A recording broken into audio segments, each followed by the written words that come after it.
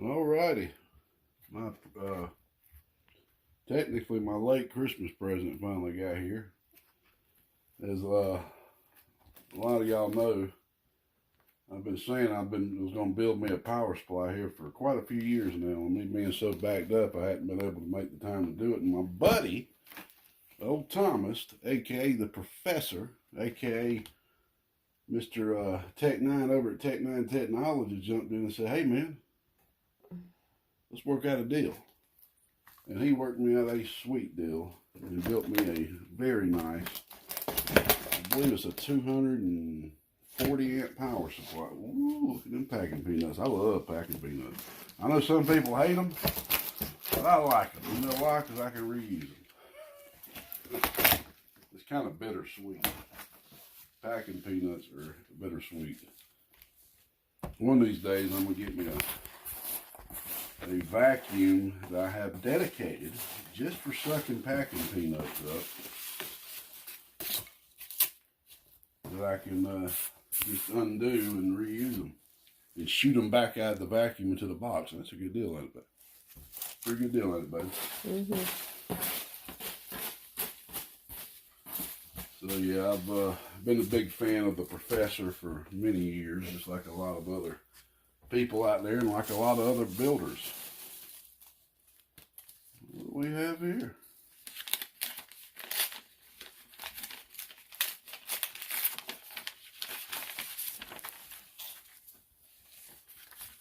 We got a note by Mr. TechNine over at TechNine Technologies himself. "Hello, my friend. I hope you enjoy this power supply. Now, you don't have to say one day I'm going to build my own supply anymore." See, TechNine got tired of hearing me say that in my videos. "Hey, is that all I got to do, get some work around here?" No, I'm just kidding. Could you do me a solid and unbox this on video?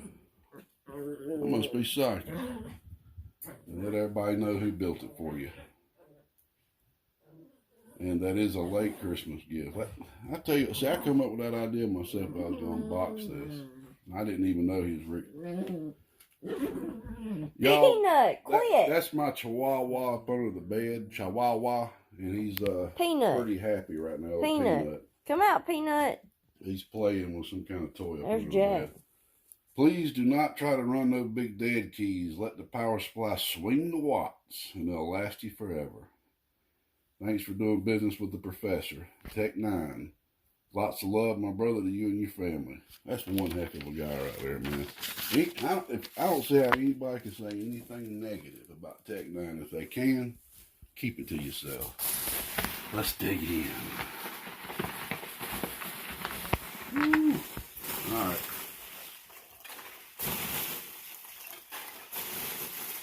Screw this, man. I'll deal with the peanuts later. Try to keep them in the box the best you can, though, so the dogs won't eat them. Dang, this thing's a lot more heavier than you would think. Being a switch mode supply. Oh. But if it was iron core, I wouldn't be holding it like this. This is good old static electricity. They even did me a solid and put about 20 feet of 220 wire on here for me, because my 220 receptacle is quite a distance from my bench. Alrighty. This should have brought me some razors out here, but this will do. Don't worry, I'll clean it up after we get done. I'm like a little kid opening up a Christmas present. I don't give a crap about all the trash till afterwards. And that's when you let mama and daddy pick all that stuff up for you. I don't have to deal with all this. Hey, we'll pick up the trash tomorrow morning. How about that? Oh man, this is nice. And I can't lie to you, I already know what this looks like. I couldn't help myself. He already knew that I would enjoy individual build pictures of while he was building it, so I already know what this beaut looks like. That's how you know it come from TechNine himself. The infamous Skull and Flame logo. Oh boy, I just love the Whoops. smell of new. I accidentally got your body in there. Well, I ain't gonna break no cameras. Ain't that ugly. Alright. I told her ahead of time, don't get me in this camera. We just woke up just a little bit ago. Now, that's a good idea. I never thought about it. He's got the wire actually tie strapped to the fan grills. I never thought about doing that. A lot of times I'll wrap the whole thing up in plastic wrap. That's a pretty good idea. Because it holds it nice and firm for shipping. I may have to use that idea.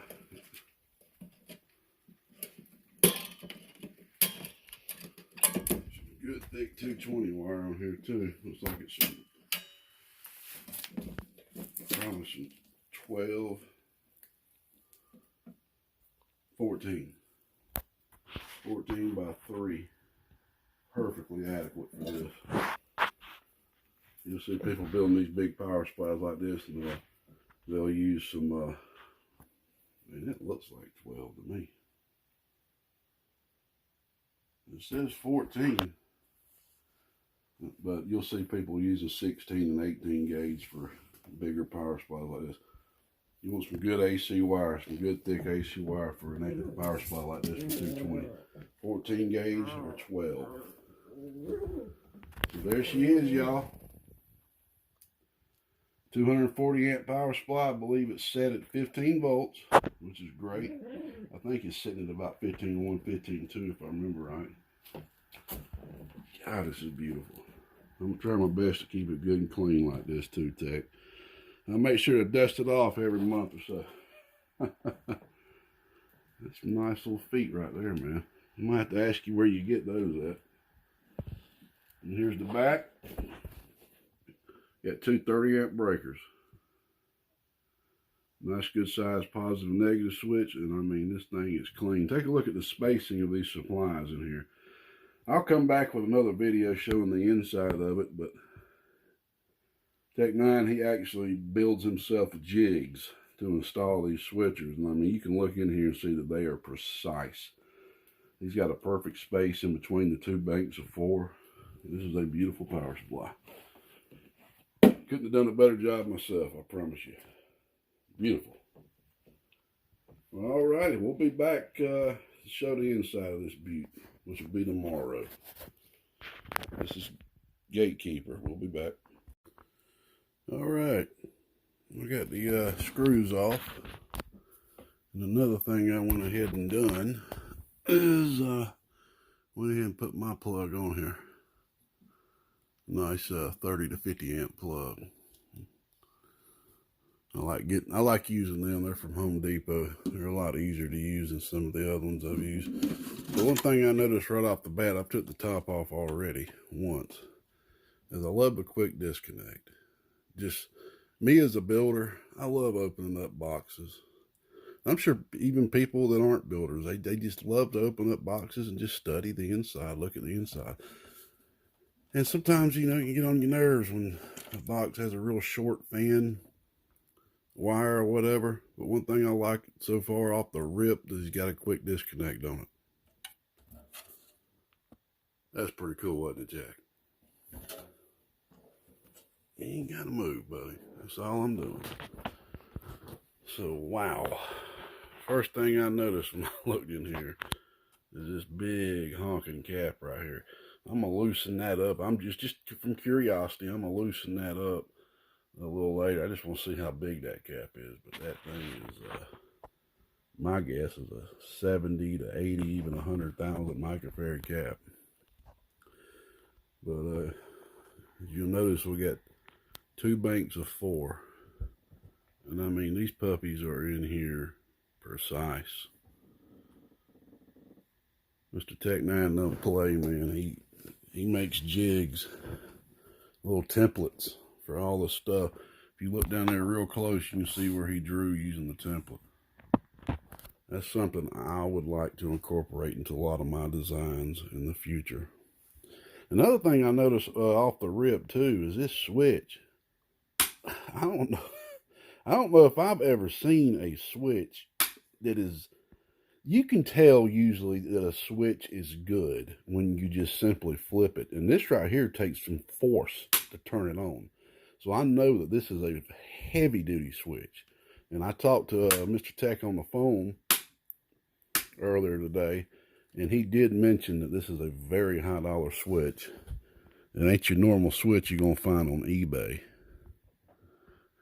Yep, and he's even got some MOVs on that thing. We got individual RFI beads on here. That is very nice. I like that. You can tell every one of these wires are of identical length too. I can just tell by looking at them.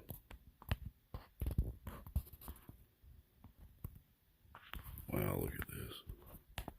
Now take a look at this hot bus that he literally built himself. All right.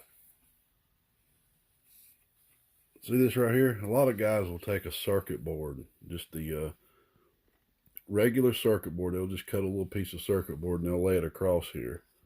Nah. Tech took it to the next level. Put them a nice thick piece of, I was going to call it copper because it looks so smooth. But he let me know that it's actually a stock of aluminum. And I need to get me some of this. I can tell he cuts it himself. But I need to get me some of this. This could come in real handy. It'd be a lot easier to drill than using some of the copper stuff, copper stock that I personally have. But if you look down here, the way he did this bus, and that's the next thing I was going to ask him. I forgot to ask him is what is he using for this insulator down there? That is nice. Look at that. So the way he's done this bus here is he's pre-drilled holes down here and tapped them. You see? So let me get something to point with. You have to forgive me. This is all I got. And this supply is, doesn't have any charge in it, so I'm not going to do this and create any sparks or nothing. At least I hope it don't get no charge. That cap may still have some charge. I'll be real careful. If you look down here, this right here is the positive rail of the B+. And if you'll look, this right here is being used to hold this down through the insulator. And then this right here is being used to hold the insulators. Okay, I like this, man. I mean, this almost reminds me, I was talking to a buddy today. This insulating material almost reminds me of a cutting board. I'm about to ask the professor what type of insulator that is. So, he's got this stock down here for the positive rail and one for the negative rail. And I mean, he's designed and built his own, what some would call a hot bus, or power and ground distribution system all on one. Now, take a look at how he's carrying that on out. That's something I actually need to get down here and really examine. I believe here's how he's doing it. He's taking the aluminum stock, if this is aluminum. Yeah, I believe it's still the aluminum. He's taking the aluminum stock and he's letting it go off the board just a little bit. Okay, see how it's going off the board, off the insulator, just a little bit. See? And then on this side for the ground, same thing. It's going off the insulator just a little bit. Then he's got, it looks like it could be a 3/8 nut and bolt, all stainless hardware. That's another thing I was going to tell you. This thing has stainless hardware all around it. I like that. And then he's got a, if I had to guess, without knowing 100%, some 2-gauge or 0-aught wire. It's definitely bigger than 4-gauge, I'll tell you that. So the power flows around this direction and comes back here to the, and this is the same type of insulator material that this is. And the positive comes back here to the back, right there. He's got a little piece of tape on there just to let let him know, or whoever know, that's the positive part. And then there's my hookups back there. So the negative comes around this direction. Very clean. Let me stand up and just let you see it from this angle. Very nice. And when I asked Tech to do this 220 for me, he said he actually has a lot of guys running this same unit on 110 with no problem on a isolated outlet. You know, an outlet that that you're not using anything else on. And one of these days I'm gonna run some tests and actually see how many switchers you can run until you exceed 15 amps on 110, which is what a normal person could run just plugging straight into their default wall. You know, if I would plug straight into this outlet over here, what's the most, how many 30 amp switchers can you run until you exceed that 15 amps? But man, and here's something I noticed too, right here on the voltmeter. Tech's even got a filter cap on that voltmeter. Now, I have never seen anybody add capacitors on a voltmeter like that. My guess is he's just doing that to keep any type of RF away from that voltmeter, if that is connected to the voltmeter, which I believe it is. So that's something new. That's something new. I'll have to ask him about that. If we turn around and look around this way,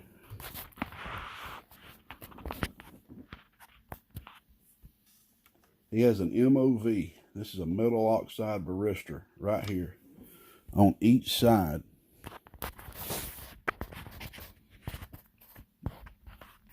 of the switch. Now that is something I've utilized with definitely every iron core supply that I've pretty much ever done. That's very smart. What that's going to do is, usually, I don't know this particular MOV, but most of them will that metal oxide varistor will soak up anything above 150 volts. So if there's any power surges or anything, that right there is going to keep that from going into your modules. And just little things like that is what's going to add longevity to a power supply. Just little stuff like that, man. You don't see a lot of people utilizing MOVs and stuff, so that's nice. I like that. And this right here is the breaker system. Now this is something I haven't seen before. This reminds me of a primer that you would be priming like a chainsaw or something. And I meant to joke around with Tech and say, look, man, how many times do I need to prime each of these to get this power supply primed up? I love it. I love these, man. They're waterproof. That's what they're pretty much, that's what they're for. They're waterproof circuit breakers. I gotta find me some of these. This is nice. And I think I pretty much showed the whole supply. I'm absolutely ecstatic of how well this is built. And he did say he doesn't always put these in there because these modules technically have all the filter capacitance that's needed to smooth out the ripple on the output of each of these modules. He just said he had a couple extra and he threw one in there. So you don't normally add these in there, but he did for the old GK. Can't get over that bus system, man. That's a great idea. I know the last 150 amp supply I did, I was sitting there mounting solid copper to Lexan, and oh my gosh, I know I probably spent 4 hours just on a hot bus, you know. And something like this right here is just just more organized. You know, I spent a lot of time on that power supply, but hey, you're learning as you go. Sometimes you lead and sometimes you follow. Just finishing up this video, babe. She just got back, man, from a real hard days at work. God bless that woman. The job she does, she be getting paid about $30, $40 an hour, but like a lot of jobs out there, they just don't pay enough. Well, Mr. TechNine, a.k.a. the Professor, a.k.a. Designated Driver, a.k.a. the Legend. That's a new one that's coming now, brother. Whether you like it or not, the Legend is going to stick eventually. Thank you. Thank you from the bottom of my heart. Thank you. And I can't wait to watch the build video.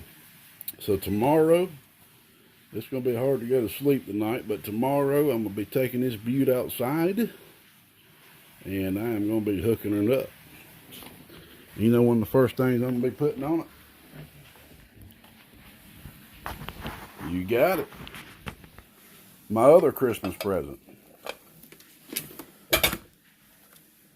I got 2 Christmas presents right here. This is more than I've gotten in probably 5, 6 years for Christmas.